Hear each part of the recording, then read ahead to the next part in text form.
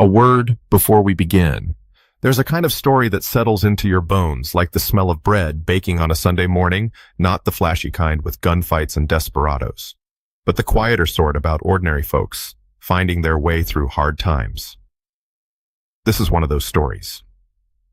It's about a young woman named Clara Whitmore, who traveled halfway across this great country on nothing but hope and a stranger's promise. It's about what happens when that promise turns to dust, and what she discovers in the aftermath. I've always believed that the truest courage isn't the loud kind.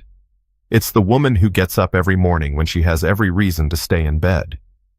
It's the choice to keep going when the road ahead looks darker than a moonless night. My grandmother used to say, "The Lord doesn't give us burdens we can't carry.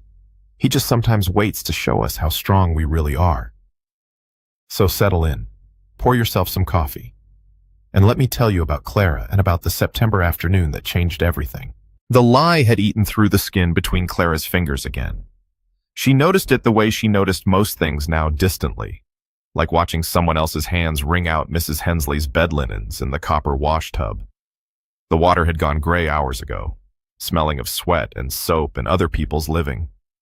Her knuckles cracked each time she twisted the fabric, small red lines opening where the harsh soap had done its work.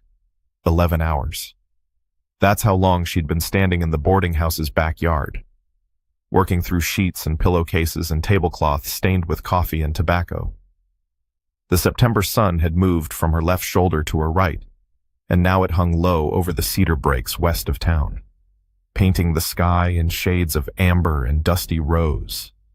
Back in Pennsylvania, her mother would be starting supper right about now. Clara could almost smell it, onions frying in the cast-iron skillet, the yeasty warmth of bread dough rising near the stove, coffee percolating in the old tin pot that had belonged to Grandma Whitmore. But that was 2,000 miles away, another lifetime. Clara lifted the last sheet from the water, wrung it out, draped it over the line with the others, where they hung like tired ghosts in the fading light. "You finished." Mrs. Hensley stood on the back porch, wiping her hands on her apron. A thin woman with thin lips and eyes that calculated everything down to the last penny. "Yes, ma'am." "Took you long enough." "I reckon." Clara said nothing. There was nothing to say.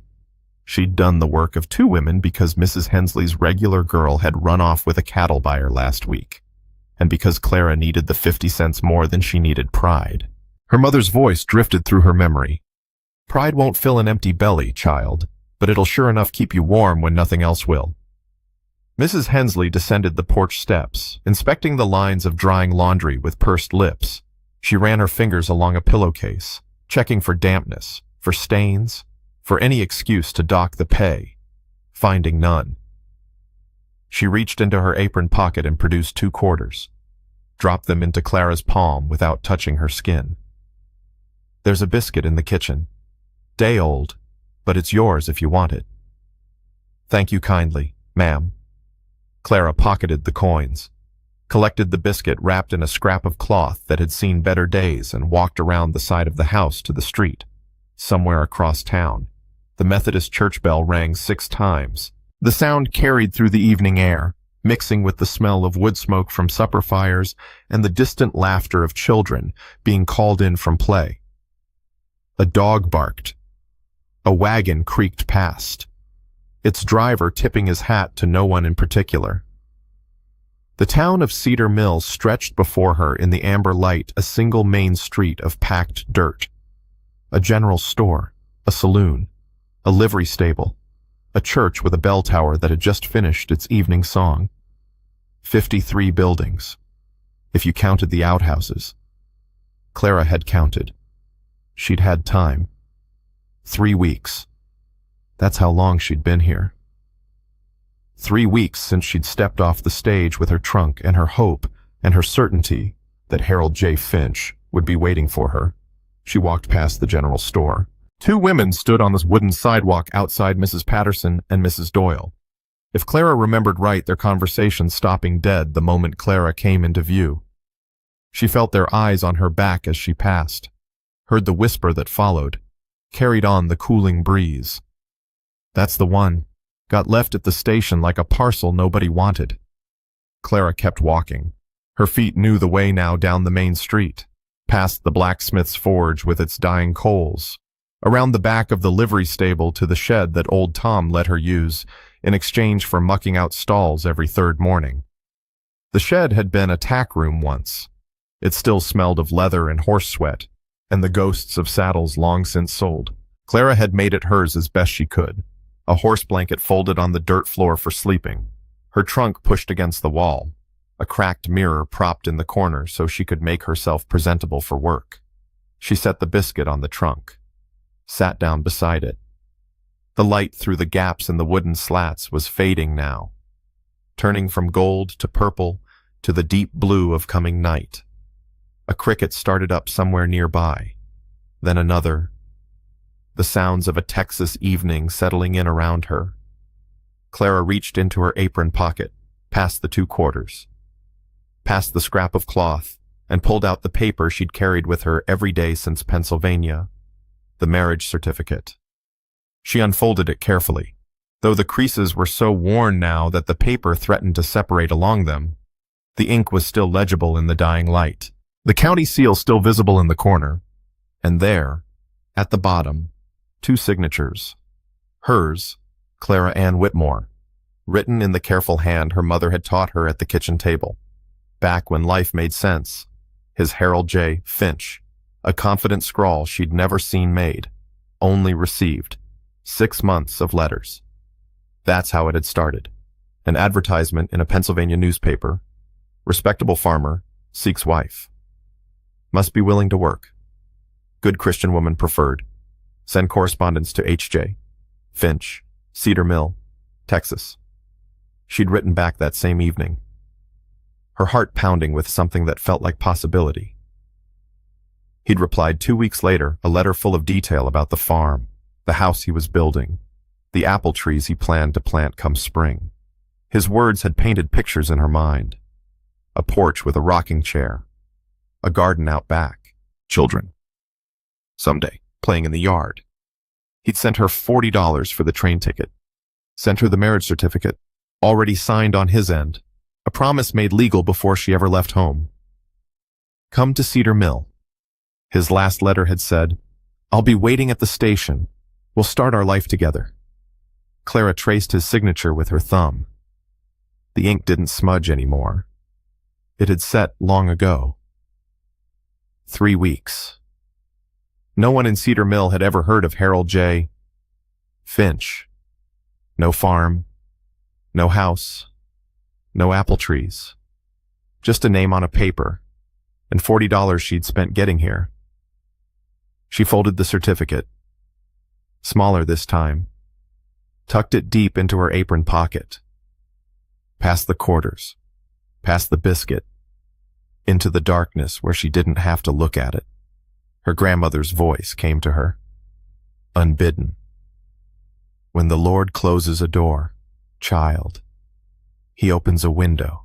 You just got to be brave enough to climb through.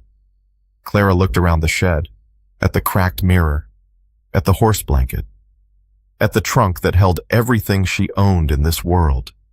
She hadn't found the window yet, but tomorrow she'd ask about work at the hotel. Tonight she'd eat half the biscuit, save the other half for morning, and say her prayers the way Mama taught her, and she would not cry. Crying had stopped working weeks ago. End of part 1 word. Count 1 420. Before we continue, please leave a like and subscribe. Let me know which city you're watching from. Now, let's get back to the story. The feverfew grew thick along Cypress Creek, clusters of white flowers nodding in the late afternoon breeze. Clara worked her way along the bank, her gathering basket half full. Mr. Pruitt at the apothecary paid 10 cents for a good bundle of dried feverfew, 5 cents for yarrow. Not much, but enough to stretch the day's wages into something resembling a meal. The creek water ran clear over limestone, catching the copper light that filtered through the cypress trees. Somewhere upstream, a mockingbird sang its evening song. The air smelled of wet stone and wild sage, and the particular sweetness of Texas autumn. Clara spotted a patch of yarrow further upstream, near a bend where the limestone shelved out over the water. She climbed over a tangle of exposed roots, her worn boots slipping on the damp earth, reached for the yarrow, stopped. A horse stood in the shallows 20 feet away, a chestnut mare with a white blaze on her forehead, her coat gleaming like polished copper in the dying light. Silver conchos caught the sun on the saddle, real silver, not tin. The reins dragged in the water, dark leather trailing like something forgotten. No rider. Clara's hand tightened on her basket. A riderless horse meant trouble. Her father used to say that. A horse without a man means the man's found trouble, or trouble's found him. She should turn around, walk back to town, tell the sheriff, let him sort it out. The mare raised her head, snorted once, went back to drinking. Clara's eyes followed the line of bent grass along the bank, saw the boot, first good leather, worn at the heel but expensive once, then the leg, then the man, face down at the water's edge, one arm stretched toward the creek like he'd been reaching for a drink he never got. Her breath caught. She moved without deciding to, basket forgotten, feet sliding on the limestone. The smell hit her as she drew close, copper and dirt and something raw. Blood. A lot of it. Clara dropped to her knees beside him, grabbed his shoulder, rolled him onto his back. A man. Late 30s, maybe 40. Dark hair going gray at the temples. A face that might have been handsome before pain twisted it into a grimace. His shirt was soaked through on the right side, fabric torn, blood still seeping. She pulled the cloth aside. A gash ran along his ribs, deep, jagged, edges white where they'd pulled apart. His chest rose, barely. A wet, shallow breath, alive, but fading fast. Clara looked at the horse, at the silver conchos, at the fine wool coat bunched beneath him. This man had money, real money, and she had 8 cents to her name. To be continued. Yes. Clara's hands moved before her mind caught up. She tore strips from her petticoat, the good one, the one she'd been saving for church, if she ever found one that would have her.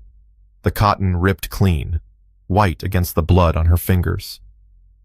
She pressed the wadded fabric against the gash in his side, leaning her weight into it the way Mama had shown her years ago when Papa cut his leg on the plow blade. The man groaned. His eyes stayed closed. "Don't you quit on me," Clara muttered. "I'm not fixing to haul a corpse back to town." The bleeding slowed under the pressure. Not stopped, but slowed. She needed to get him somewhere she could work somewhere with water and light and her mother's sewing kit. Clara looked at the mare, looked at the man, looked at the distance between them and calculated the weight. She couldn't lift him. 160 pounds, maybe more, of dead weight. Her back would give out before she got him 3 feet off the ground. But she could drag him. The saddle blanket came free with a hard tug. Wool, thick, large enough to hold a man. Clara spread it on the ground beside him, then rolled him onto it one push at a time, keeping pressure on the wound with her knee when her hands were busy. His head lolled. His breath rattled. The reins. She needed the reins. Clara caught the mare's bridle, spoke soft words until the animal steadied. Her grandmother had always said horses could smell fear, could sense when a body was troubled. This one seemed to understand something was wrong. She tied the ends of the blanket to the saddle horn, fashioning a crude travois like the drawings she'd seen in her father's old almanac. "Walk on," she told the horse. "Slow now. Easy." The mare stepped forward, and the blanket slid across the grass, the man's weight dragging behind. Clara walked alongside, one hand pressed to his wound, the other gripping the bridle. The light was failing. The sky had turned from copper to purple, and the first stars were beginning to show over the eastern hills. A coyote called somewhere in the distance, a lonesome sound that made Clara think of all the miles between here and home. She took the back way into town. The shed door scraped against the dirt floor as Clara shouldered it open. Getting him inside took everything she had left. The travois wouldn't fit through the doorway. She had to unhook it, grab the blanket's edges, and pull. Her arms burned. Her back screamed. His boots scraped furrows in the packed earth, and his head bumped against the threshold with a sound that made her wince. But she got him inside, got him onto the horse blanket that served as her bed, got the door closed behind her. Clara stood there in the darkness, breathing hard, sweat cooling on her neck despite the evening chill. Outside, the cricket chorus had started up, filling the night with their endless song. The mare. She'd nearly forgotten. Clara slipped back out, led the horse around to the back of the shed where the shadows were deepest, tied her to a fence post, removed the saddle, gave her water from the trough behind the livery. The street beyond was empty. Cedar Mill had settled into its evening routines, lamplight glowing in windows, the faint sound of a fiddle from the saloon, the smell of bacon frying in someone's kitchen. No one had seen. Clara went back inside. The coal oil lamp took 3 matches to light. Her hands were trembling now, the shakes setting in as the urgency faded. She filled her copper kettle from the water bucket, set it on the small stove, waited for the flame to catch and hold. The man lay where she'd left him, his chest rising and falling in shallow, uneven breaths. His face was pale beneath the weathering, lips going gray. Fever was coming. She could see it in the sweat beading on his forehead, feel it in the heat that rose from his skin when she pressed her palm to his cheek. Lord, she prayed silently, I don't know who this man is, or why you put him in my path, but I reckon you had your reasons. Help me do right by him. The water boiled. Clara poured some into her tin basin, let it cool enough to touch. She knelt beside him and cut away his shirt with her sewing scissors, good wool, ruined now, soaked through with blood and creek water.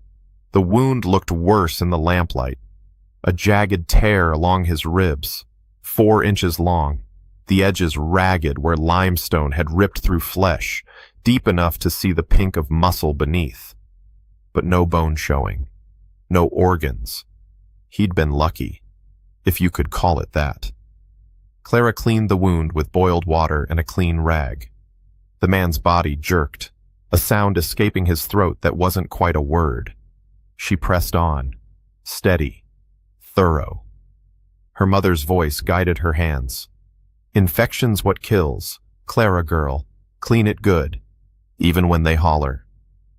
The yarrow from her basket. She crushed the leaves between her fingers, mixed them with a little water to make a paste, packed it into the gash the way she'd seen her mother do 100 times back home, then bandages strips of her ruined petticoat, wrapped tight around his torso. When she finished, her hands were steady again. The work had settled her, the way it always did. She sat back on her heels and looked at him in the lamplight. His coat lay bundled in the corner where she'd tossed it. Fine wool, mother of pearl buttons. The kind of coat a man wore when he wanted folks to know he'd made something of himself. Clara reached for it, found the inside pocket. A wallet, leather, soft with age. $17 in paper currency, more money than she'd held in her hands since leaving Pennsylvania. And a photograph, a daguerreotype in a small leather case. A woman's face stared back at her, handsome rather than pretty, with serious eyes and gray hair pulled back tight. Clara put the wallet back, tucked it into the coat, set the coat aside. She didn't take a cent. The fever came hard around midnight. He burned under her hands, his skin dry and hot, his breath coming fast and shallow. He muttered words that didn't connect fragments of a life she didn't know. The North Pasture.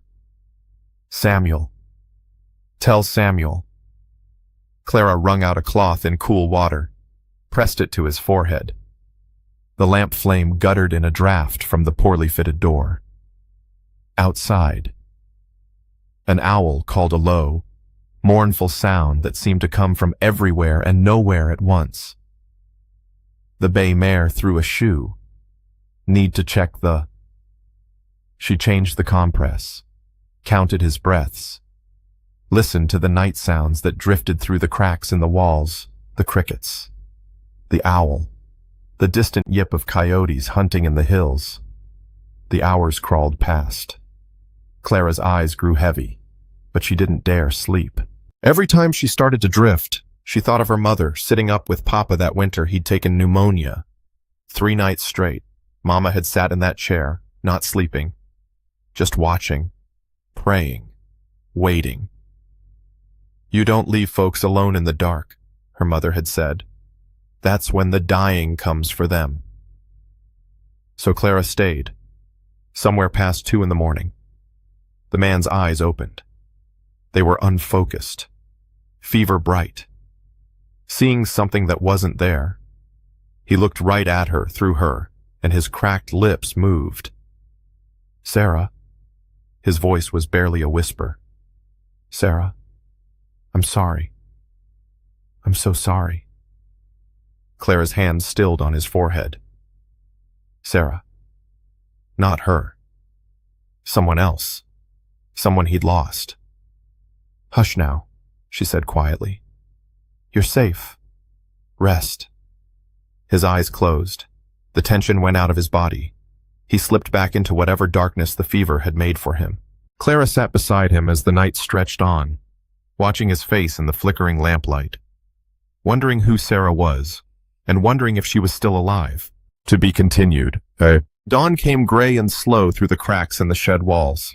Clara had dozed off sometime in the small hours, her back against the rough wood, her hand still resting near the stranger's shoulder. She woke to the sound of roosters crowing across town and the pale light of morning creeping into her little shelter. The man was still breathing. She checked the bandage first the bleeding had stopped. The yarrow poultice doing its work. His fever had dropped too, not gone but lower, and some color had come back to his face. He looked less like a corpse now, and more like a man who'd had a hard night and might yet see another day. Clara stretched the stiffness from her neck and shoulders. Her whole body ached from sleeping upright, and her stomach had begun making noises that reminded her she hadn't eaten since that half biscuit yesterday evening. She left water in this tin cup, placed it within his reach, checked the door, checked the window. Then she counted her money. 2 quarters from Mrs. Hensley, 2 dimes saved from last week, 3 pennies she'd found in the street outside the saloon. 73 cents. The man needed medicine. Real medicine, not creek bank remedies. Carbolic acid to fight the infection that would surely come. Laudanum for the pain that would hit him hard once he was fully awake. Clara knew what those cost. She'd priced them 3 days ago when her own hands cracked and bled from the lye soap. She gathered the coins into her palm, tucked them into her apron pocket, whispered a prayer that the Lord would watch over this stranger while she was gone. Then she slipped out into the morning. The apothecary smelled of camphor and dust and something bitter underneath medicine smells. Her mother would have called them. Mr. Pruitt stood behind the counter, a thin man with spectacles perched on a nose that seemed too small for his face. Glass jars lined the shelves behind him, amber and green and clear, filled with powders and liquids and things Clara couldn't name. Morning light filtered through the dusty front window, falling in pale squares across the worn wooden floor. She approached the counter. Her boots sounded loud in the quiet. "Miss Whitmore." Mr. Pruitt's voice carried no warmth, but no judgment either, just acknowledgement of a fact. "You're out early this morning." "Yes, sir. I'm needing some carbolic acid and laudanum. If you have it, small bottles of each." His eyebrows lifted a fraction behind those thick spectacles. "That's a particular combination, treating something serious." Clara kept her face still. She'd learned that trick from watching her mother deal with nosy neighbors back home. "Found a drifter out by the creek yesterday evening. Took a bad fall. Looks like... Figured Christian charity called for doing what I could." A drifter. Mr. Pruitt reached for the jars on the shelf behind him. His movements were slow, deliberate, the way old men moved when they were thinking hard about something. The charitable thing would be to bring him to Dr. Hammond. "I reckon. Dr. Hammond charges $2 just to look at a man. I've got 73 cents to my name. Mr. Pruitt paused, his hand on a brown glass bottle. Something shifted in his expression, not quite sympathy, but something that lived in the same neighborhood. Carbolic acid, 25 cents. Laudanum, 40. He set both bottles on the counter between them. That's 65 total. Clara reached into her apron pocket, drew out the coins, laid them on the worn wood one by one, her fingers separating each piece the way her mother had taught her to count money careful, precise, respectful of every cent. 2 quarters, side by side, 2 dimes, below them, 3 pennies. In a row at the bottom, 8 cents would be left. 8 cents between her and nothing at all. She slid 65 cents across the counter. Mr. Pruitt swept them into his hand, dropped them into the till with a small rattle. He wrapped the bottles in brown paper, tied the package with string from a spool that looked older than Clara herself. Neither of them spoke. Clara took the package, turned toward the door. Miss Whitmore. She stopped. Christian charity is a fine thing. Mr. Pruitt's voice was careful, measured. But a woman alone ought to be cautious about who she takes in. There's folks in this world who'd take advantage of a kind heart. Clara looked at him over her shoulder. I'm always cautious. Mr. Pruitt learned that lesson the hard way. She walked out into the morning sun, the little package clutched against her chest like something precious. The shed door stuck on its hinges when she pushed it open. The smell hit her first sweat and blood and the close air of a space too small for secrets. Then movement, a sound, the scrape of fabric against wood. He was sitting up. The stranger had pushed himself against the wall, his face gray with the effort, one hand pressed to his bandaged side. His eyes were open clear now. The fever haze burned away and fixed on the door. On her. Clara froze in the threshold. For a long moment, neither of them moved. Morning light fell between them, bright and sharp with floating dust. Where am I? His voice came out rough, scraped raw like he'd been gargling gravel. He swallowed. Tried again. What is this place? Clara stepped inside, closed the door behind her. My place, such as it is. Edge of town. Behind the livery. Your place. His gaze traveled the small space, the horse blanket on the dirt floor, the cracked mirror in the corner, the trunk that held everything she owned. Something flickered in his eyes. Understanding. Maybe. Or surprise. Who are you? He asked. Clara Whitmore. She set the package on the trunk, began unwrapping it. Her movements deliberate, giving her hands something to do. Who are you?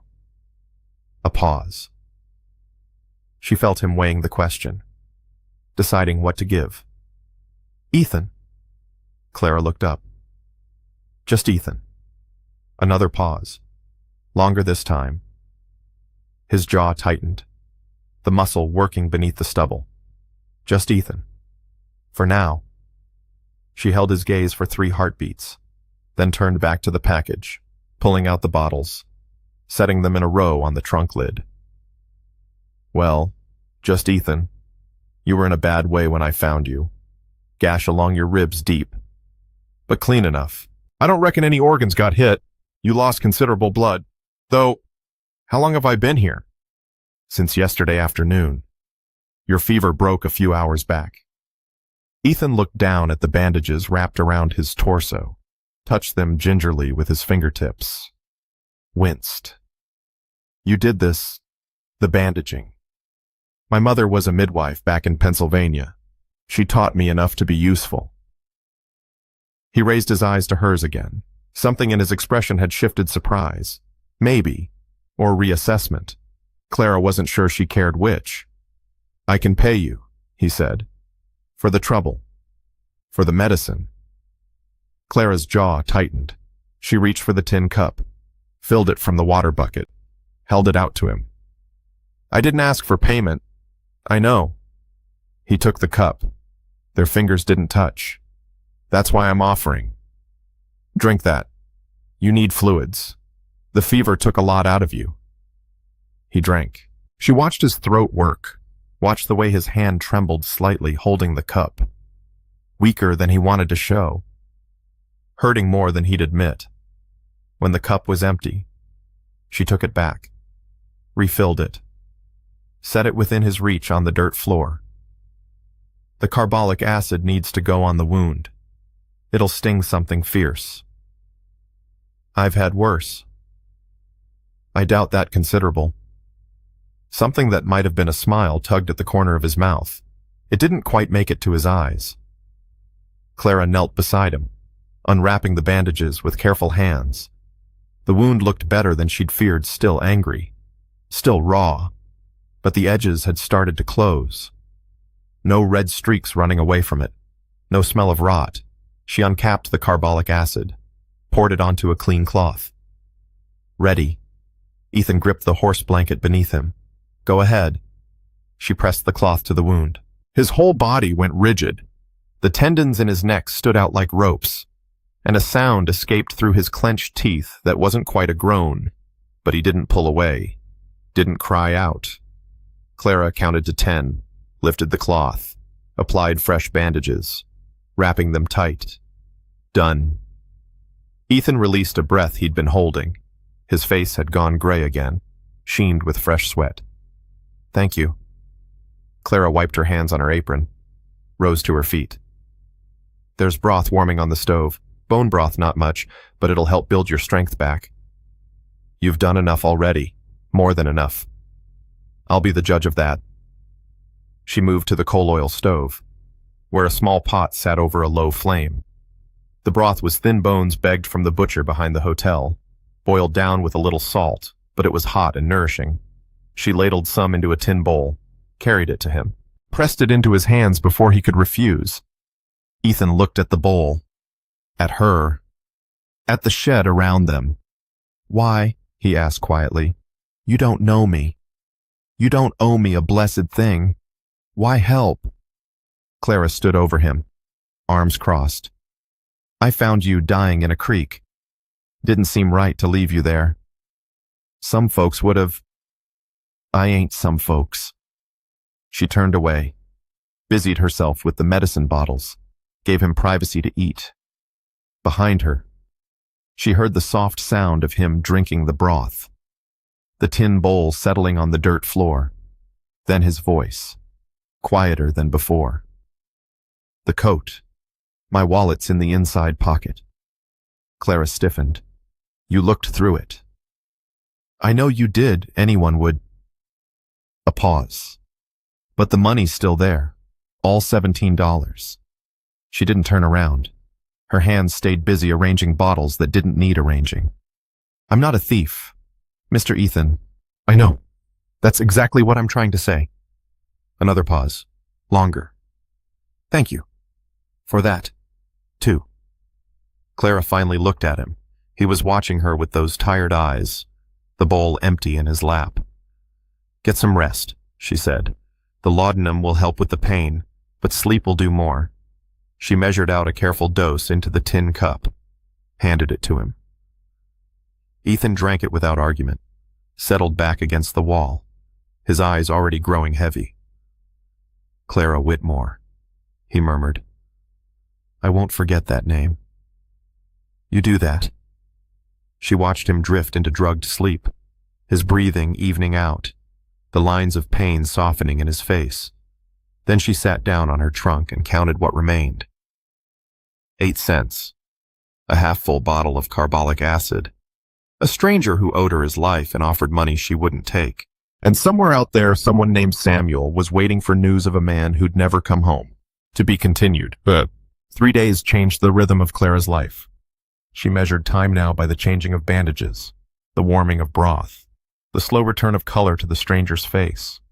3 days of sharing a space built for one, of learning when he slept and when he woke, of conversations that circled around the things neither of them said. On the morning of the third day, Ethan sat up without help. Clara watched from the doorway, a steaming bowl in her hands, as he pushed himself upright against the wall. His jaw clenched tight. The muscles in his arms trembled with the effort. But he made it. And when he was settled, he looked at her with something in his eyes that wasn't quite pride but lived close by. "Getting stronger," she said. "Slower than I'd like. You had a hole in your side 3 days ago. Slow is how it's supposed to go." She crossed the small space, handed him the bowl. "My grandmother used to say, 'The Lord didn't make oak trees in a day, and he won't mend a stubborn man any faster.'" Ethan took the bowl. His hands were steadier today. No tremor when he lifted it to his lips. Bone broth again. "It's what I've got. You want fancy, you'll have to find yourself a hotel." Something that might have been a smile crossed his face. "This is fine. Better than fine." Clara moved to the corner where she'd piled the dirty bandages, began sorting them for washing. Some could be boiled clean and used again. Others were too far gone, stiff with dried blood that had turned the color of rust. Outside, she could hear Cedar Mill coming awake, the blacksmith's hammer ringing against iron, a dog barking somewhere down the street. Children's voices raised in some game or argument. The ordinary sounds of ordinary life going on while she hid a stranger in her shed. "Where'd you learn to make broth like this?" Ethan asked between sips. "Nowhere special.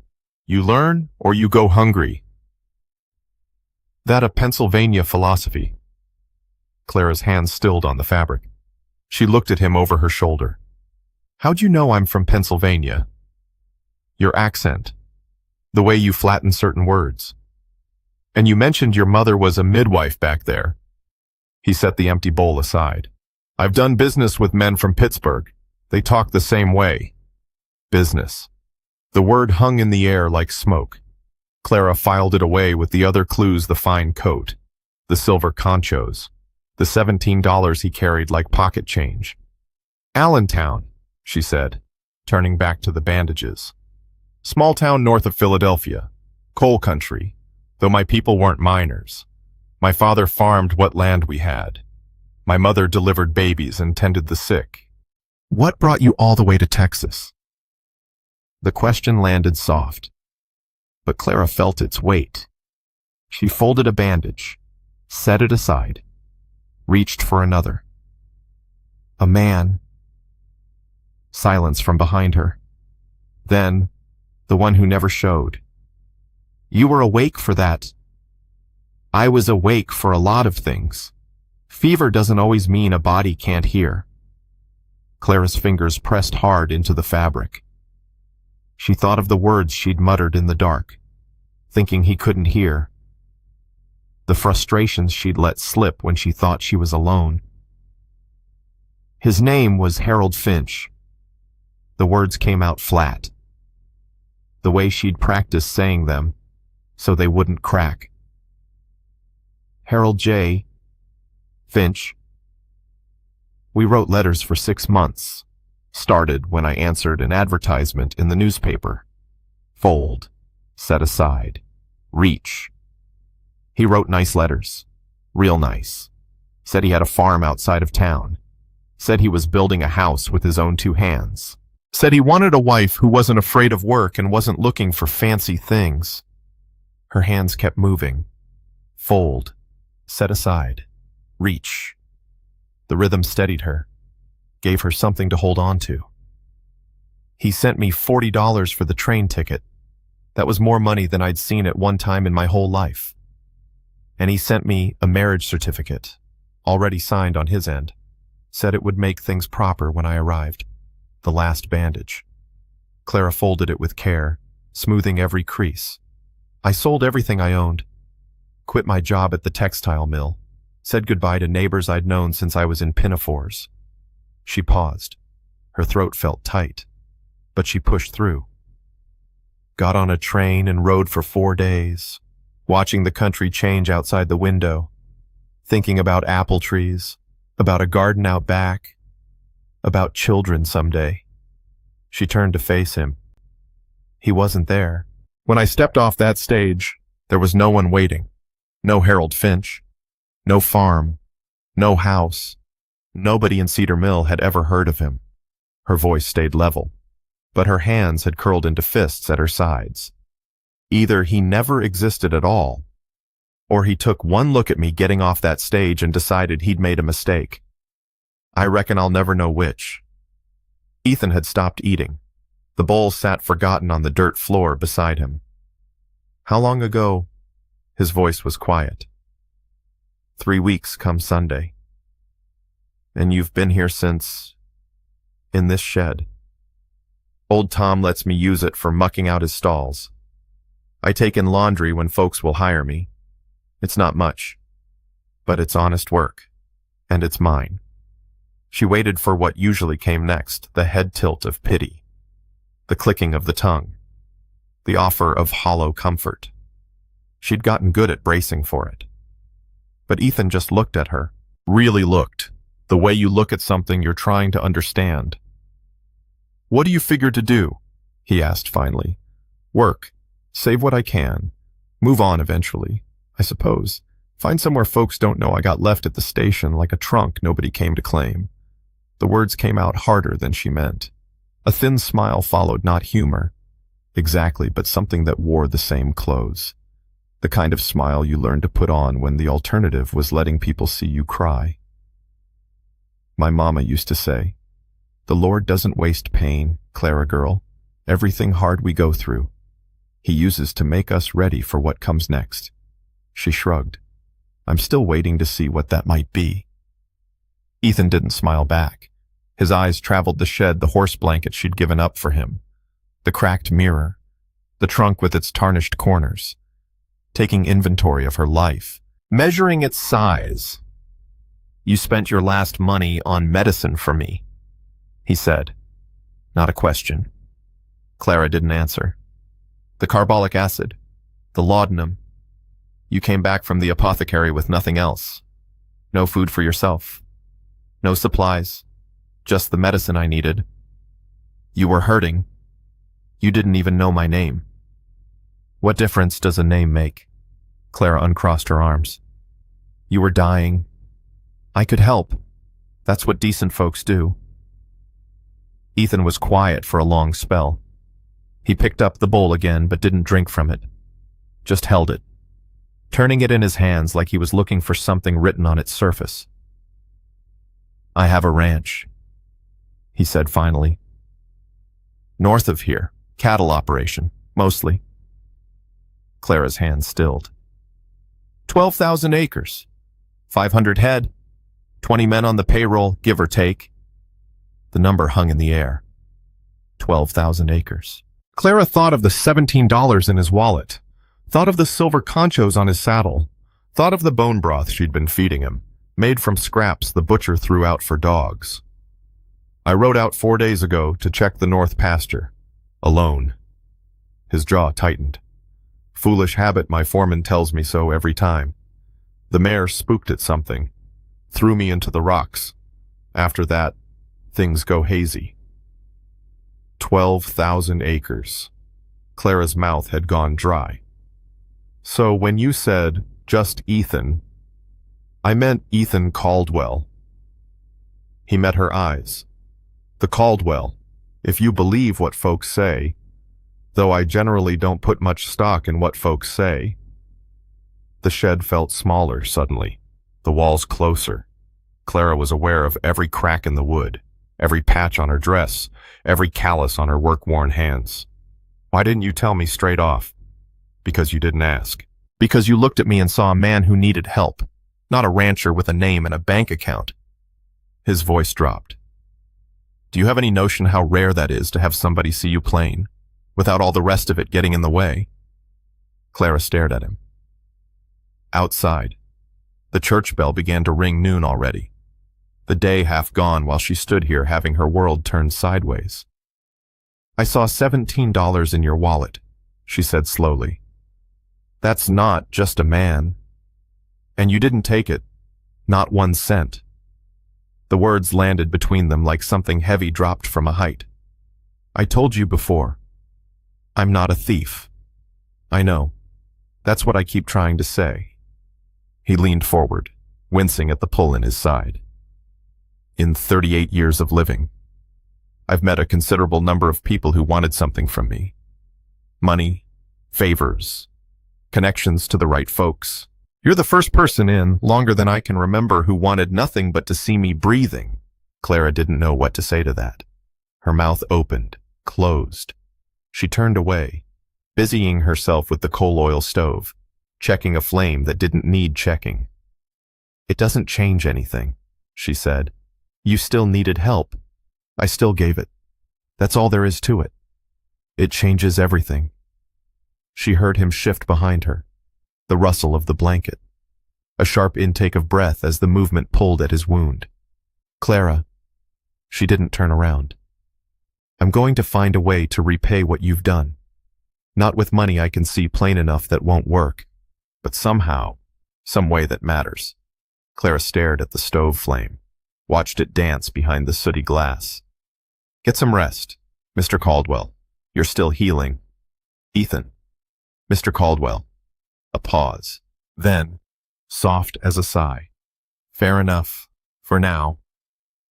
She heard him settle back against the wall, heard his breathing slow as the laudanum she'd given him earlier pulled him toward sleep. Only when she was certain he was unconscious did Clara allow herself to sit.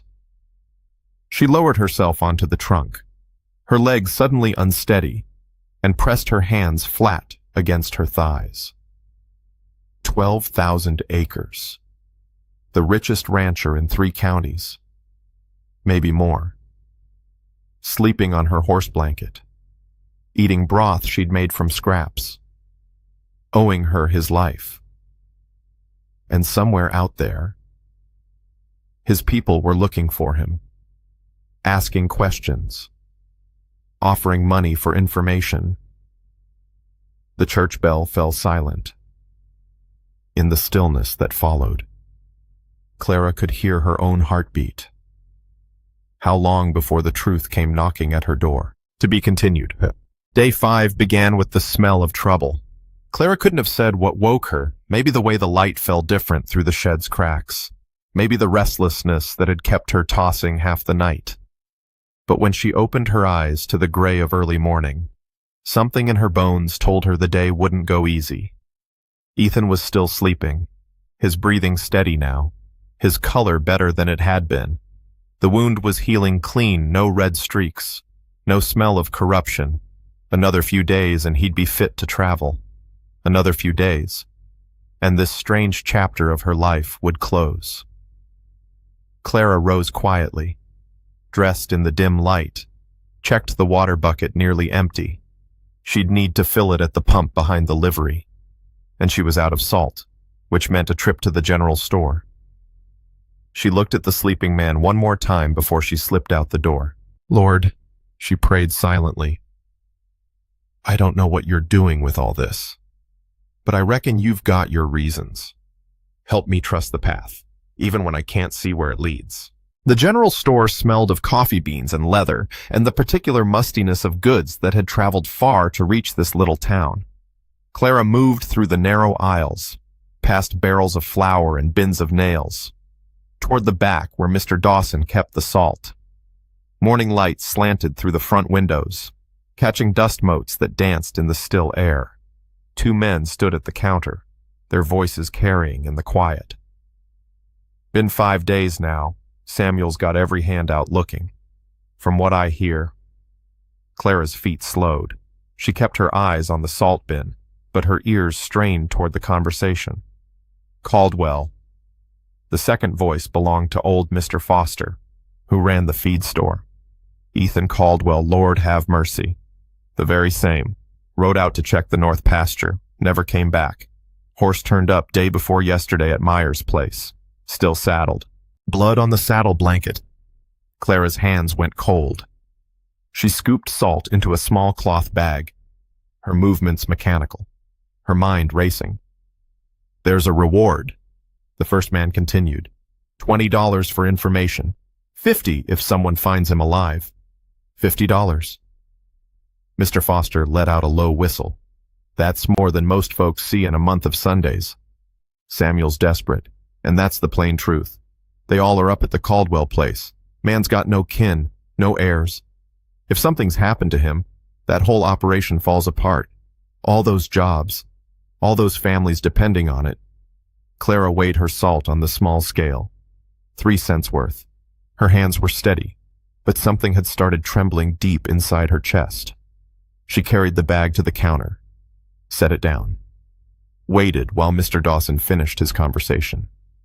Miss Whitmore. He turned to her, adjusting his spectacles. Just the salt today. Yes, sir. She counted out 3 pennies, part of the 8 cents she had left to her name, slid them across the worn wood. You hear about Caldwell? Mr. Dawson asked as he wrapped her purchase in brown paper. Just now. Bits of it. Anyway. Terrible business. Good man. Caldwell. Fair employer. Pays his hands honest wages. Don't cheat on the weights at the cattle market. Neither. He shook his head slowly. World needs more men like that. I surely hope they find him. Yes, sir, Clara said. I hope so too. She took her salt and walked out into the morning sun, and her legs felt like they were moving through cold molasses.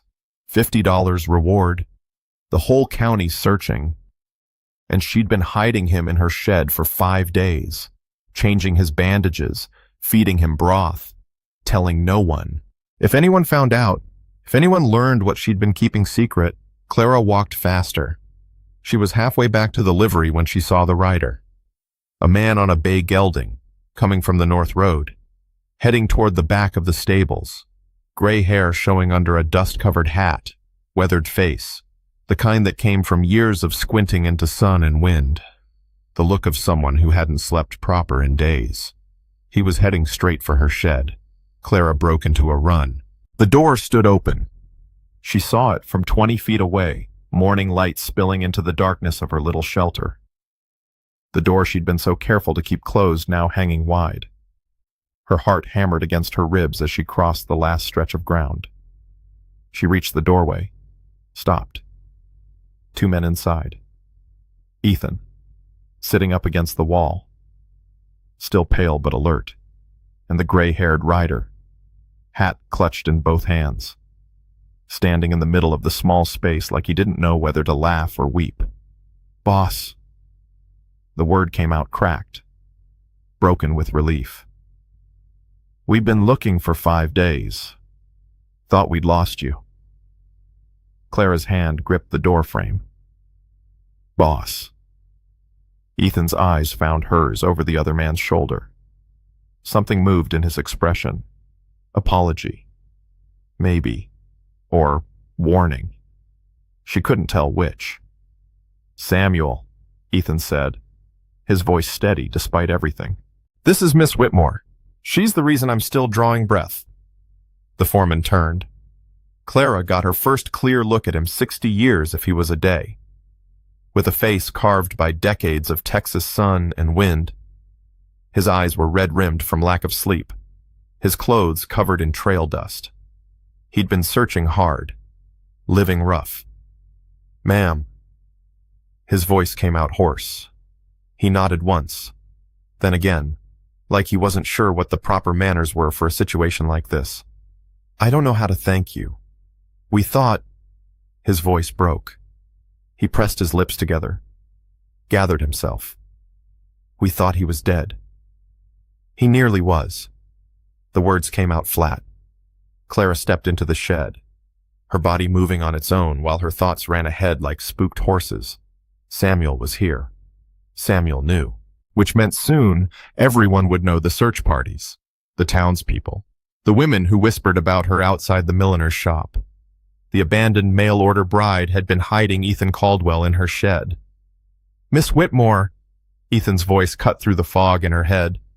Could you give us a minute?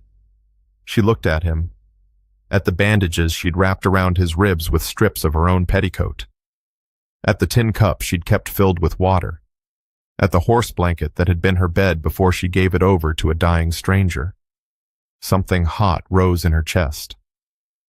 Anger, maybe, or something that felt like it. "Your minute," she said. "Your shed now, apparently." She walked out before he could answer. The mare was still tied behind the shed, right where Clara had been keeping her hidden. Clara had fed this horse, watered her, brushed her coat when she had time. The animal nickered softly as Clara approached, pushing her velvet nose against Clara's palm the way she did every morning now. "You're going home today, I reckon," Clara murmured. "Back to your fancy stable and your fancy oats." The mare snorted. Horses didn't care about money or pride, or the tangled mess that human beings made of their lives. Footsteps crunched on the dry grass behind her. Clara didn't turn. "He didn't mean to cause trouble, ma'am." Samuel's voice, rough and weary. "He's not that kind of man." "I know what kind of man he is." "Do you?" The foreman came to stand beside her, one weathered hand reaching out to stroke the mare's neck. 5 days ago, he rode out alone to check on a pasture because he didn't want to pull any of the boys away from branding. Does that himself. Always has. Says a man shouldn't ask his hands to do work he won't do his own self. Clara said nothing. Her fingers worked through the mare's mane, untangling knots she'd missed before. When his horse came back without him, "I thought—" Samuel's hand stilled on the horse's neck. 30 years I've worked for that man, watched him build that ranch up from nothing but dirt and determination. Watched him lose. He stopped, shook his gray head. "He should have told you who he was from the start. That wasn't right of him. But I'm asking you not to hold it against him too hard." "I'm not holding anything against anyone." Clara stepped back from the mare. "He needed help. I helped. That's the whole of it." "Is it?" She finally looked at Samuel straight on. His eyes were shrewd despite the exhaustion, studying her with a foreman's practiced measure the same way he probably judged horses and hired hands and weather.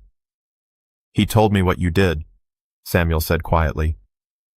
"The medicine you bought with your last cents, the nights you sat up watching his fever, the wallet you found and didn't touch. He talks too much.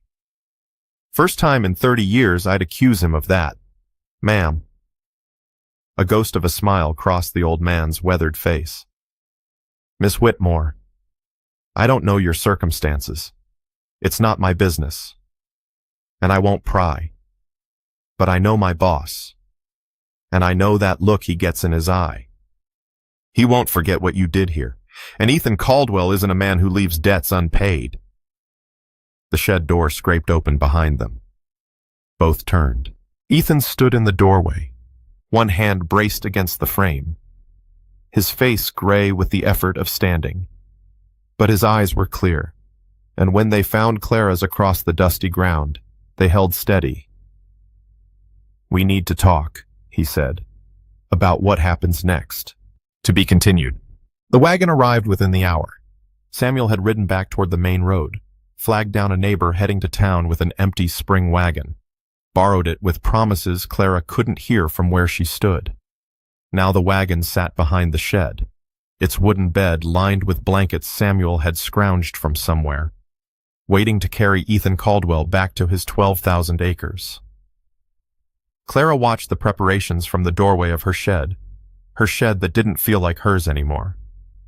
Samuel moved with the efficiency of a man who'd spent his whole life getting things done, checking the harness, adjusting the blankets, testing the springs on the wagon seat. Inside, Ethan sat on the horse blanket, his face pale but his jaw set with determination. He'd insisted on dressing himself, though Clara had heard him grunt with pain when he pulled his torn shirt over his bandaged ribs. Stubborn man. She knew the type. Her father had been the same way, wouldn't ask for help if his hair was on fire. "Miss Whitmore." Ethan's voice came from behind her. She turned. He'd made it to his feet somehow, one hand braced against the wall, the other pressed to his side. Sweat beaded on his forehead from the effort.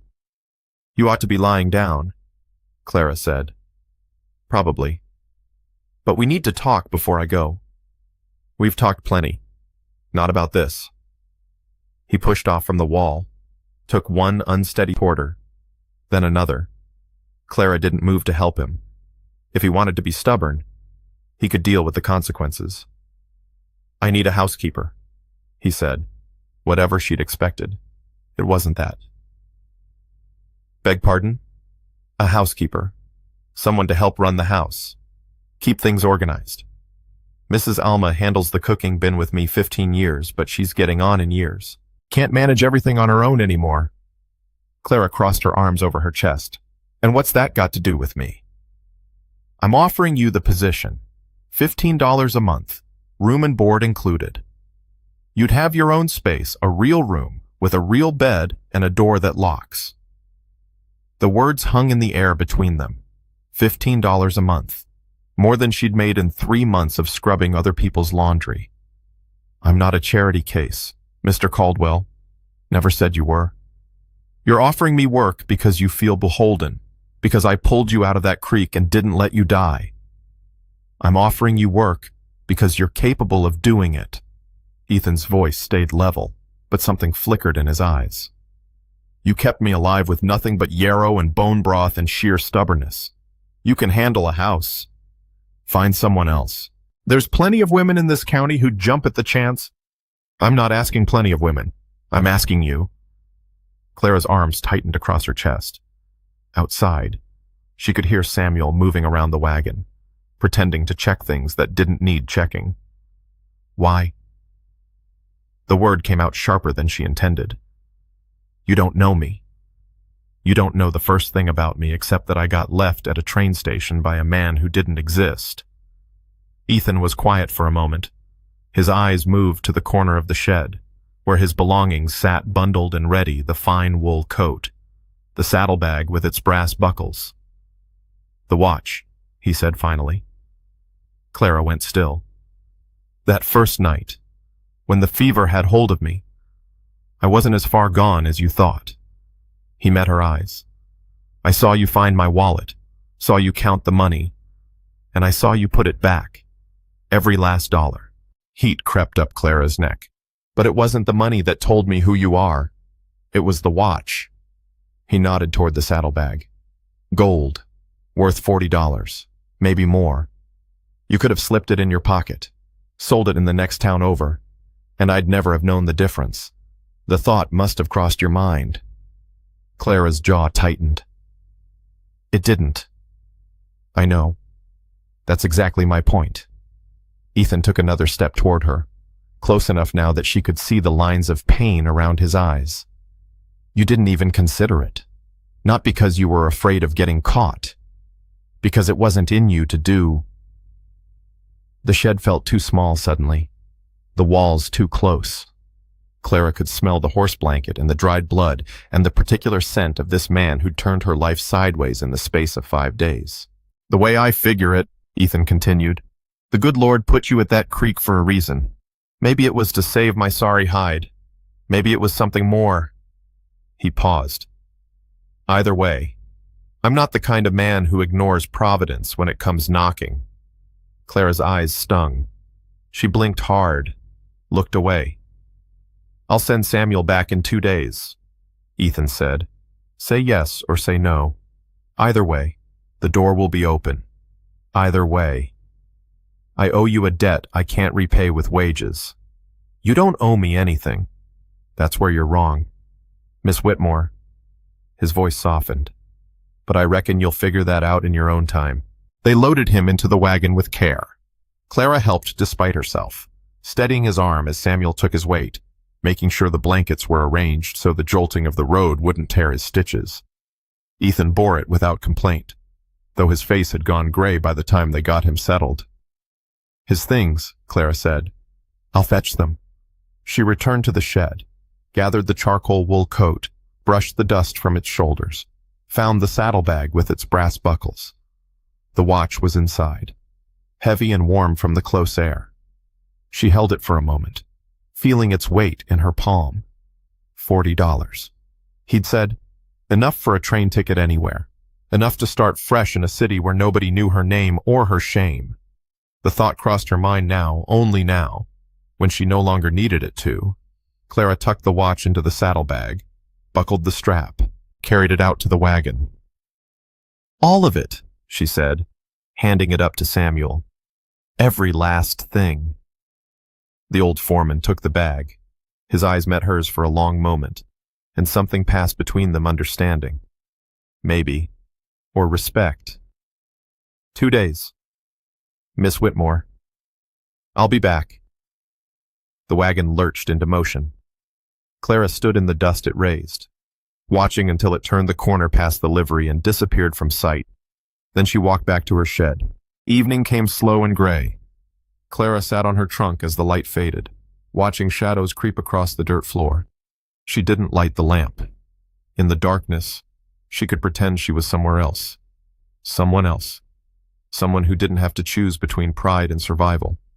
Her hand found its way to her apron pocket, past the empty space where coins used to be, past the cloth that still smelled faintly of salt. The marriage certificate. She unfolded it by feel. The paper so worn now it barely held together. In the dimness, she couldn't read the words, but she knew them by heart. Her careful signature, his confident scrawl, Harold J. Finch. A man made of ink and promises and nothing else. Clara sat with the paper in her hands for a long while. Outside, the sounds of Cedar Mill drifted through the cracks, supper fires crackling, children being called in from play, the lonesome whistle of a train passing through on its way to somewhere else. 2 roads, her grandmother used to say. Every choice in life comes down to 2 roads. One you know, and one you don't. The known road feels safer, but sometimes the unknown one is where the Lord wants you to walk. Clara folded the certificate smaller, tucked it back into her pocket, not ready to let go. Not yet. But for the first time in 3 weeks, she wasn't sure she wanted to hold on either. To be continued. 2 days later, Clara climbed into Samuel's wagon with her trunk beside her.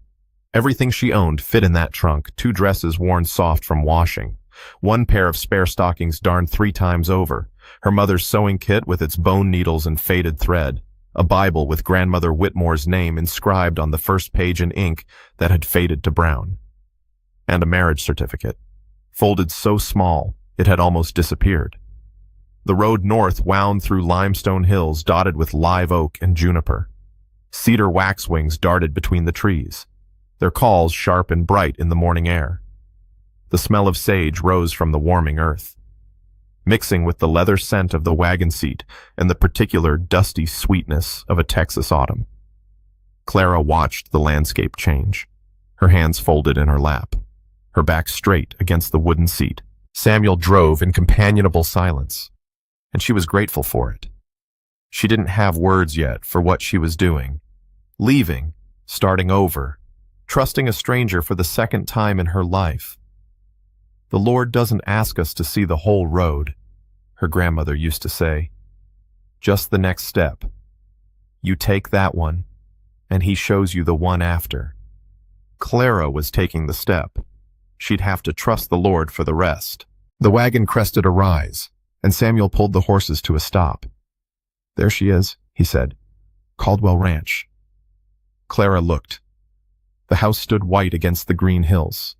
2 stories of whitewashed wood with a porch that wrapped around 3 sides like arms waiting to embrace. Glass windows, real glass, not oiled paper, caught the afternoon sun and threw it back at the sky. A red-painted barn sat to the left, solid and proud. Corrals fanned out behind it. And beyond them, pastures rolled toward the horizon, dotted with live oak and grazing cattle. 12,000 acres. The number had been words before. Now it pressed against her chest, heavy and real. She thought of the shed behind the livery, the cracked mirror, the horse blanket on the dirt floor. "Ready?" Samuel asked.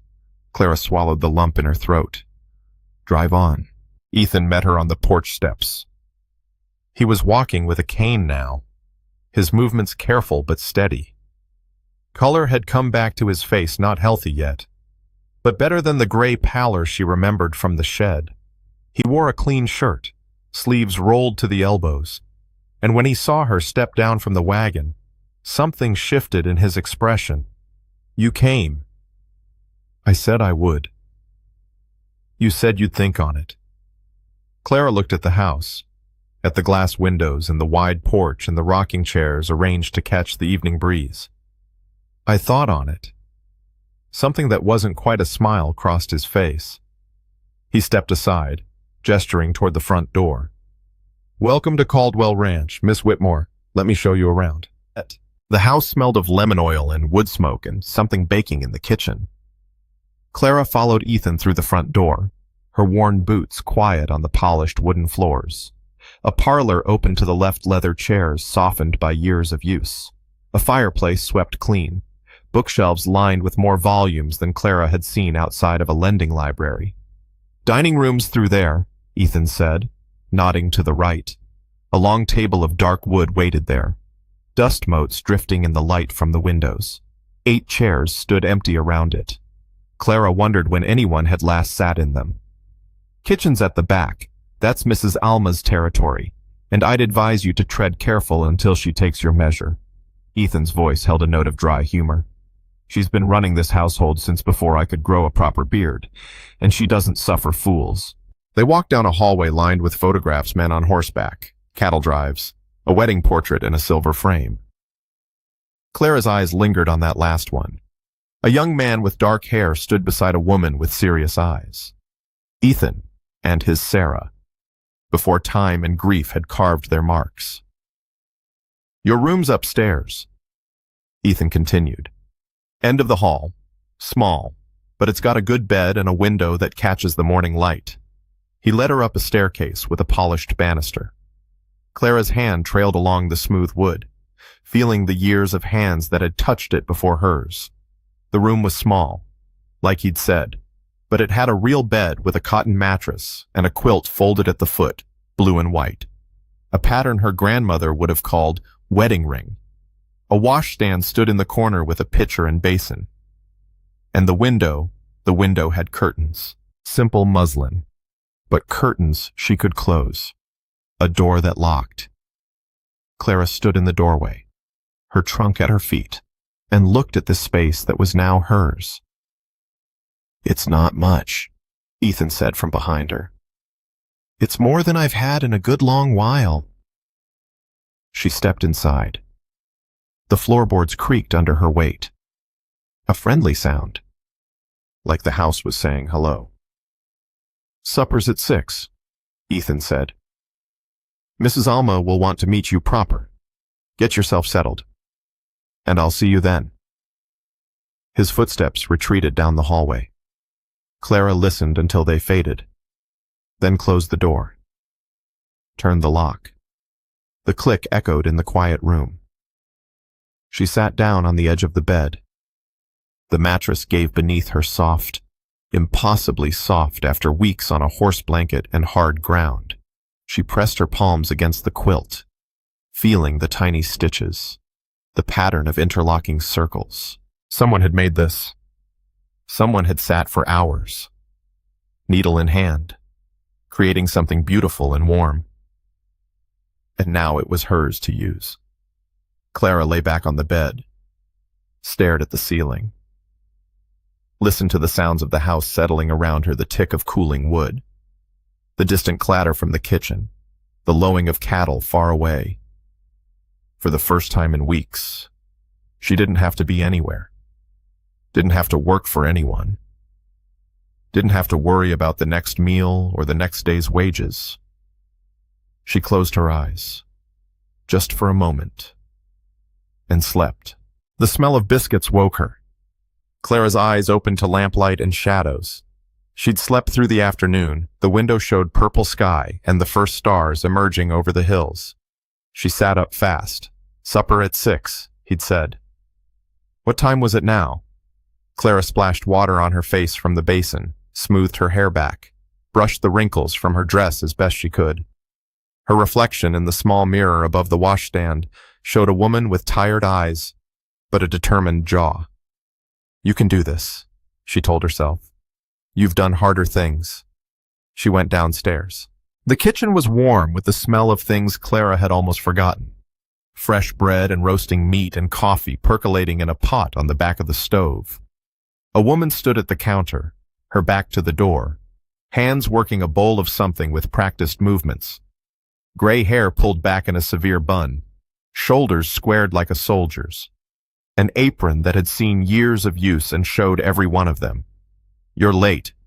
The voice was sharp, but not unkind. "Supper's been ready 10 minutes. "I'm sorry, ma'am. I fell asleep. The bed was—" Clara stopped, suddenly embarrassed. "I'm not used to beds like that." The woman turned. Mrs. Alma had a face that looked like it had been carved from oak, all angles and planes, weathered by time and trouble. Her eyes were gray as storm clouds, and they traveled over Clara with the practiced assessment of someone who'd spent a lifetime taking the measure of people. "You're the one who kept him breathing." "Yes, ma'am." Mrs. Alma wiped her hands on her apron, nodded toward the table in the corner of the kitchen, a smaller one than the grand dining table. Scarred by years of use, surrounded by 4 mismatched chairs. "Sit." Clara hesitated. "I can help serve. If you need—" "I said sit." Clara sat. Mrs. Alma moved to the stove, ladled stew from a cast iron pot into a deep bowl, a full portion, not the servant's scraps Clara had half expected. Added a biscuit from the oven, golden brown and steaming. Set the bowl in front of Clara with a thunk that rattled the spoon. "Anyone who hauls Mr. Caldwell out of a creek and keeps him alive for 5 days on bone broth and yarrow earns a seat at my table." Mrs. Alma's voice was gruff, but something softer moved behind those storm-gray eyes. "Now eat. You look like you haven't had a proper meal since Methuselah was a boy." Clara picked up the spoon. Her hand trembled. The first bite hit her tongue beef and potatoes and onions, seasoned with herbs she couldn't name, rich and hot, and more flavorful than anything she'd eaten in months. Her eyes stung. She ate slowly, deliberately. If she ate too fast, she would cry, and she wasn't about to cry in front of this woman who watched her with those knowing eyes. Mrs. Alma poured coffee into a tin cup, set it beside Clara's bowl, then sat down across from her with her own cup, saying nothing, just being present while Clara ate. When the bowl was empty, Mrs. Alma refilled it without being asked. "Thank you," Clara managed. "Don't thank me. Thank the Lord and the cow that gave its life." Mrs. Alma's voice was dry. "You can earn your keep starting tomorrow. The pantry's a disaster. The linens haven't been properly sorted in a year, and I'm too old to be climbing ladders to dust the high shelves." "Yes, ma'am." "And it's Alma. Just Alma. I'm too old for all that ma'am business, too." Something loosened in Clara's chest. She nodded. "You'll do," Alma said. "I reckon you'll do just fine." The first week passed in a blur of work. Clara threw herself into it the way she'd thrown herself into every job she'd ever had, wholly, completely, like her life depended on it. Because maybe it did. She cleaned rooms that hadn't been touched in months, beating rugs until her arms ached, scrubbing floors until the wood gleamed like new copper. She sorted linens, mended curtains, organized the pantry until Alma could find things without having to dig through 3 shelves of unlabeled jars. The house had been maintained, but not loved. Clara could see it in the corners where dust had gathered, in the windows that hadn't been washed since spring, in the dining room that sat empty meal after meal. She set about changing that. On the 4th day, Alma found her elbow deep in the root cellar, sorting potatoes from onions from turnips. "You know how to bone a chicken?"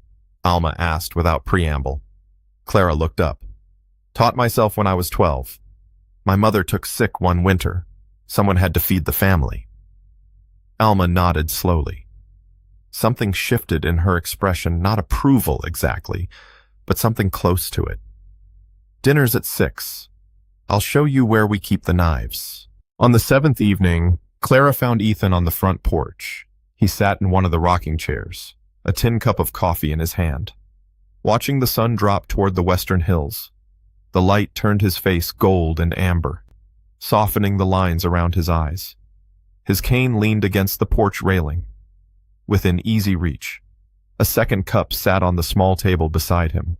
Steam curled up from it into the cooling air. Clara stopped at the door. "I didn't mean to interrupt your quiet." "You're not—" Ethan nodded toward the empty chair. "Sit, please. Alma said you've been working yourself to the bone all week. You've earned a rest." She hesitated, then crossed the porch, lowered herself into the rocker. The wood creaked beneath her weight, a comfortable sound, like the chairs remembered being sat in. The coffee was hot and strong, bitter the way she liked it. Clara wrapped her hands around the cup, let the warmth seep into her work-sore fingers. They sat in silence for a while. The sun sank lower, painting the clouds in shades of orange and pink. Somewhere in the distance, a mockingbird sang its evening song 3 notes, repeated, then 3 more. "You've made a difference," Ethan said finally. "The house feels different." Alma noticed it too. It just needed some attention. Most things do. He took a sip of his coffee. "People too, I reckon." The mockingbird sang again. Clara watched a line of cattle moving across the far pasture, dark shapes against the golden grass. "Can I ask you something?" Ethan's voice was quiet. "Depends on what it is." "The photograph in my wallet. The woman with the gray hair. You saw it, that first night." Clara's hands tightened on her cup. "I figured she was your mother." "My wife." The word came out steady, but something underneath it wasn't. "Sarah. She passed on 8 years ago come spring. Fever took her. Same fever that almost took me when I was a boy.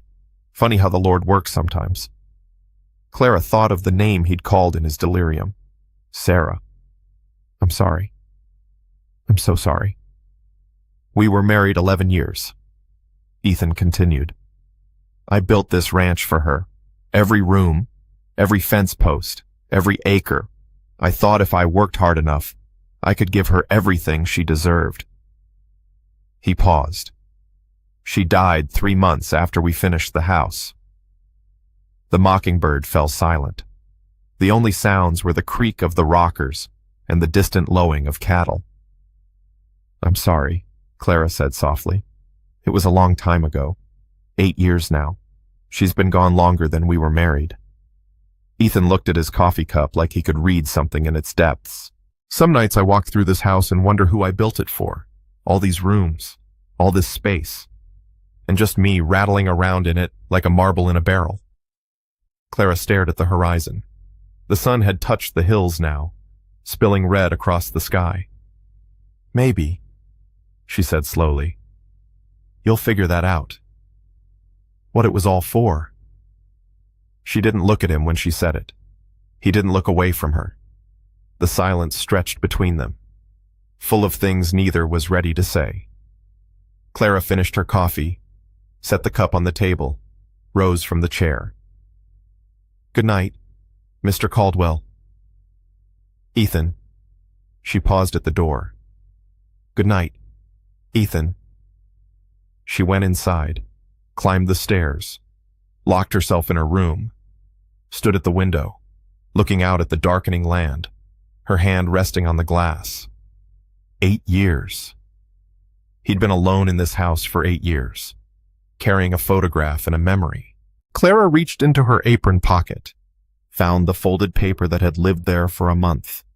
Harold J. Finch. A name, a lie, a wound that hadn't healed. She looked at the marriage certificate in the dying light, looked at the land beyond her window, looked at the quilt on the bed and the door with its lock and the life that might be waiting if she was brave enough to reach for it. 8 years was a long time to carry the dead. Maybe it was time to let them go. "To be continued," said. 3 months changed everything and nothing. The hill country had turned gold and rust with October, the sycamores and cottonwoods blazing color, while the live oaks held their stubborn green. Clara stood at the kitchen window in the gray light of early morning, watching mist rise from the pastures, a cup of coffee warming her hands. Behind her, Alma hummed an old hymn while she kneaded bread dough, Amazing Grace. The same tune Clara's grandmother used to hum over her washboard back in Pennsylvania. The sound had become part of the rhythm of Clara's days, along with the creak of the porch boards at dawn and the distant lowing of cattle and the particular way the house settled into quiet after supper. "You're thinking too loud," Alma said without turning around.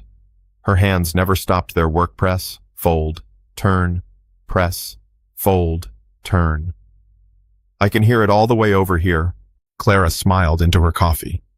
"Just watching the morning come in." Alma's voice was dry. "That why you've been staring at that same patch of pasture for 10 minutes? Maybe. He's been asking about you, every morning at breakfast. Where you are, what you're doing, whether you've eaten." Clara's fingers tightened on the cup. "He asks about everyone." "He doesn't ask about everyone the way he asks about you." Alma turned, her gray eyes sharp as always, but something gentler underneath. "I've known that man 30 years. Child. Watched him court Sarah. Watched him mourn her. I know what it looks like when Ethan Caldwell's heart starts beating for something besides cattle and fence posts." Clara set her cup in the basin, tied her apron tighter. "I've got work to do." "That you do." Alma went back to her bread. "That you do." The house had transformed in 3 months. Clara walked through it now with the ease of someone who belonged, though she still caught herself sometimes. Stopping in doorways, marveling at how far she'd come from that shed behind the livery. The parlor windows gleamed from her washing. The dining room table shone with fresh polish, and Clara had taken to putting wildflowers in a jar at its center, late-blooming asters now, purple and white, gathered from the meadow behind the barn.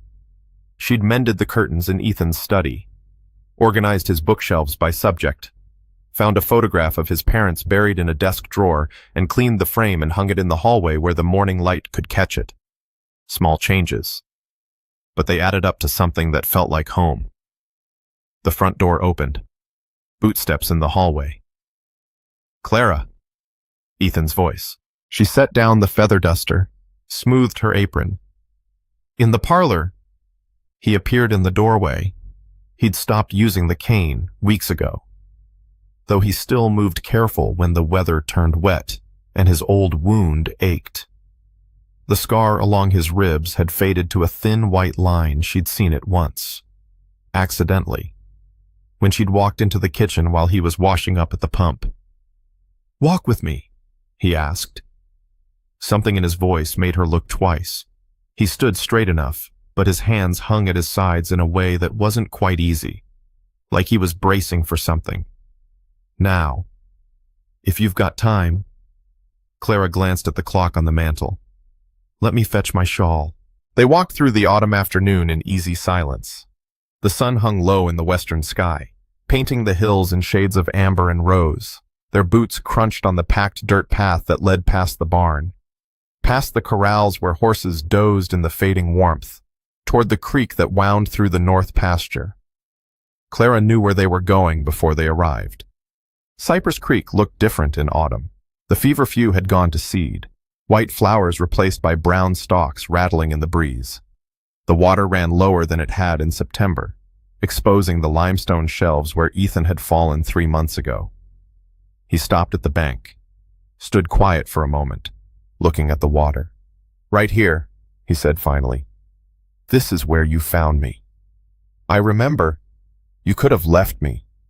Nobody would have known different. Nobody would have blamed you." "We've been over this ground before." "I know, but I keep coming back to it." He turned to face her. The setting sun caught his features, painting them gold and shadow. 3 months I've had to think on it. 3 months of watching you work, watching you turn this house into something it hasn't been since Sarah passed. He paused. watching you become part of something I thought was finished. Clara's heart had started beating faster. She kept her face still, the way she'd learned to do when she was afraid of hoping. Alma says you've made this place a home. Ethan's voice dropped. First time she's used that word in 8 years. Alma's kind. Alma's honest. That's different. He took a breath. Clara, I'm not a man who's good with words. Never have been. Sarah used to laugh at me for it said I could count cattle in my sleep but couldn't put together a proper sentence when it mattered. A meadowlark called from somewhere in the grass. The creek murmured over its stones. But I know what I've seen these 3 months. Ethan continued. I know what it feels like to come home to a house with flowers on the table and light in the windows. I know what it means to sit on that porch in the evening and not feel like the only person left in the world. He reached into his coat pocket. Clara's breath stopped. His hand came out holding a ring. Plain gold. No stones. Simple and honest. Catching the last of the sunlight. This was my mother's, Ethan said. His voice wasn't steady now. Neither was his hand. She gave it to me before she passed. Said I'd know when the time was right to give it to someone else. I've been carrying it in that drawer for 15 years. Waiting. Clara couldn't speak. Her throat had closed around the words. I'm not asking you to forget what brought you here. That man who lied to you, what he did was wrong. And I can't fix it. Can't undo the hurt. Ethan took a step closer. But I can offer you something true. A place that's yours. A life that's real. And a man who'll spend whatever years he's got left trying to deserve you. The meadowlark sang again. The creek kept its quiet conversation with the stones. I know I'm old, Ethan said. 38 years and more wear than I'd like to admit. I know I'm not what you dreamed of when you got on that train in Pennsylvania, but I'm asking anyway. He held out the ring. Stay, not as my housekeeper, as my wife. Clara looked at the ring, looked at the man holding it, looked at the creek where everything had started, 3 months ago, when she'd been a woman with nothing but a handful of coins and a worthless piece of paper. You're sure? Her voice came out rough, scraped raw with something she couldn't name. I come with baggage, Ethan, a whole trunk of it. So do I. That ghost of a smile crossed his face, the one she'd come to know these past months. Reckon we can carry it together. She reached for the ring. Her fingers trembled as they brushed his warm. Calloused, steady, in a way hers weren't. The band slid onto her finger, fit like it had been waiting for her all along. I suppose, Clara said, and her voice only shook a little. I'll have to stop calling you Mr. Caldwell. Ethan laughed. A real laugh. The first she'd heard from him, full and warm and surprised, like he'd forgotten he knew how. I suppose you will. They walked back to the house as the stars came out. The first frost of the season was coming. Clara could smell it in the air. That particular sharpness that meant winter wasn't far behind. But for now, the evening was mild, and the man beside her was warm, and the ring on her finger caught the lamplight from the kitchen window as they climbed the porch steps. I should tell Alma, Ethan said. She already knows. Clara smiled. She's been waiting for you to work up the nerve since September. That obvious, was it? Only to everyone but me. Apparently. He took her hand, held it for a moment, his thumb tracing the band of gold. Thank you, he said quietly. For saying yes. For everything. Clara squeezed his fingers. Thank me in the morning, when you've had time to realize what you've gotten yourself into. She went inside before he could answer, climbed the stairs to her room, in this house that was becoming hers.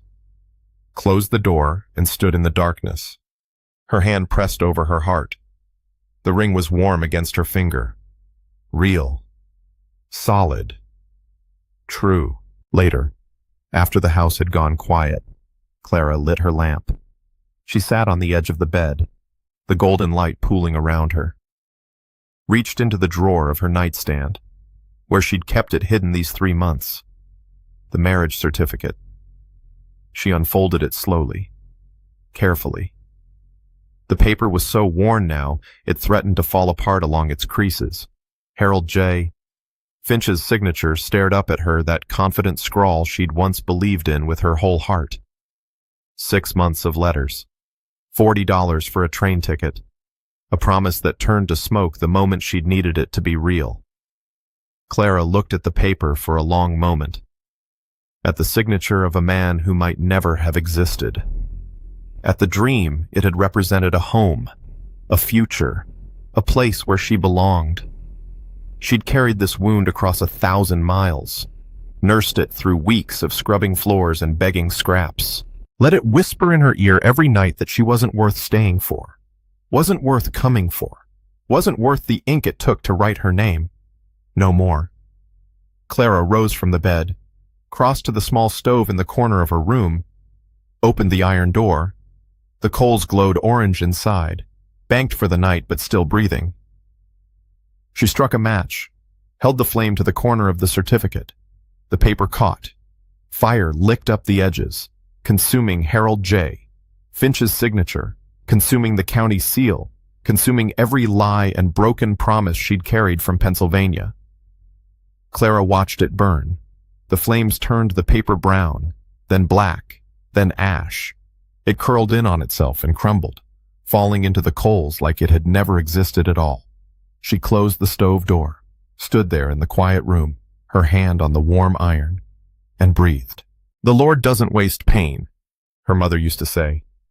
"Every hard thing we go through, He uses to make us ready for what comes next." Clara finally understood what that meant. Dawn came soft and gold through the muslin curtains. Clara woke to the sound of roosters and the smell of coffee drifting up from the kitchen. She lay still for a moment, watching the light move across the ceiling, feeling the weight of the ring on her finger. Real. Still real. She rose, washed her face, put on her good dress, the blue calico, mended but clean, looked at herself in the mirror and saw a woman she almost didn't recognize. Not the abandoned bride, not the woman nobody wanted, just Clara. Clara Whitmore, soon to be Clara Caldwell. She went downstairs. The kitchen was warm with the smell of biscuits and bacon. Alma stood at the stove, but she turned when Clara entered, and something in her weathered face softened. "About time," was all she said, but she pulled Clara into a hug, brief, fierce, unexpected. About time that man came to his senses. Clara hugged her back. "Thank you for everything. Don't thank me. Thank the Lord in your own good heart." Alma stepped back, wiping her eyes with her apron. "Now go on." "He's on the porch. Waiting. Been there since first light. Too excited to eat. Like a boy at Christmas." Clara walked through the house, past the parlor with its polished windows, past the dining room with its wildflowers, past the photographs in the hallway, Sarah's face among them, watching with those serious eyes. "I'll take care of him," Clara thought. "I promise." She stepped onto the porch. Ethan sat in his rocking chair, a cup of coffee in his hands, watching the sun rise over the eastern hills. The light caught the gray in his hair, the lines around his eyes, a face that had known sorrow and come through to the other side. He looked up when he heard her, smiled. "Mornin'. Morning." He nodded to the chair beside him. The second cup of coffee was already waiting, steam rising in the cool air. Clara sat down, wrapped her hands around the warm cup, looked out at the land stretching toward the horizon, the pastures and the hills and the cattle moving through the morning mist. Her land now, her home, her life. They sat together as the sun climbed higher, painting the world in shades of gold. The mockingbird in the live oak sang its three-note song. The cattle lowed in the distance. Somewhere in the kitchen, Alma was singing that old hymn again. Amazing Grace. How sweet the sound. Ethan reached over, took Clara's hand, held it like something precious. "Welcome home," he said. Clara smiled, squeezed his fingers, watched the light spread across the land. Home. Finally. Home. The end. Word count 2180, a final word. If you've walked this far beside Clara and Ethan, I thank you kindly for the company. Stories like these remind me of the tales my grandmother used to tell on her front porch, back when summer evenings lasted forever and fireflies danced in the mason jars we'd catch them in. She always said the best stories weren't about the big moments, they were about the quiet ones. The cup of coffee shared at dawn. The hand reached across a table. The choice to stay when leaving would have been easier. I wrote this story thinking of folks like her. Folks who understood that kindness costs nothing but can mean everything. That second chances are worth reaching for. That home isn't always where you start. Sometimes it's where you finally stop running. May your coffee always be warm. And may someone, somewhere, see the truth of you and choose to stay. Until next time, friends. Disclaimer. This work draws inspiration from classic Western romance and mail-order bride narratives, created solely for entertainment purposes. This story does not condone, encourage, or promote any form of violence or harmful behavior. All characters, names, places, and events depicted herein are products of the author's imagination. Any resemblance to actual persons, living or deceased, or to actual events is purely coincidental and unintentional. The end.